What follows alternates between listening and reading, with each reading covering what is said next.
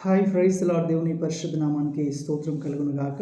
ఈరోజు దేవుని వాగ్దానము ద్వితీయోపదేశ కాండము 28వ అధ్యాయము 14వ వచనమును చూద్దామా. నీవు పైవాడుగా ఉందో గాని క్రిందివాడుగా ఉండవు. ఆమేన్, హల్లెలూయా.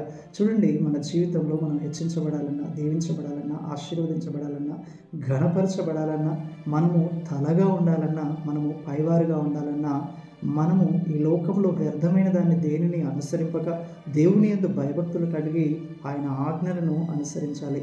ఆయన విధించిన కట్టడలను అనుసరించి నడుచుకోవాలి. ఎవరైతే దేవుని యొక్క ఆజ్ఞల చొప్పున జీవిస్తూ ఆయన కట్టడలను అనుసరిస్తూ ఆయన యందు భయభక్తులను కలిగి జీవిస్తూ వ్యర్థమైన వాటిని, దేవుని దృష్టికి అసహ్యమైన వాటిని, హేయమైన వాటిని వారిలో నుండి తొలగించుకుంటారో వారు తలగా ఉంటారు, పైవారుగా ఉంటారు.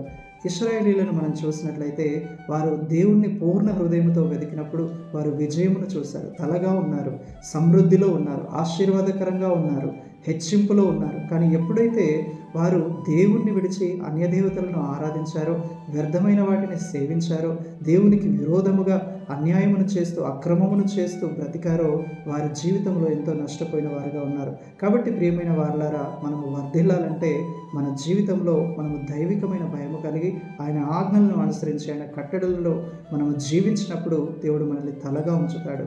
ఆయన మనల్ని అందరికంటే పైవాడుగా ఉంచుతాడు. ప్రభువుటి కృప మనందరికీ దయచేయునుగాక. ఆమేన్. Praise Lord. May God bless you all.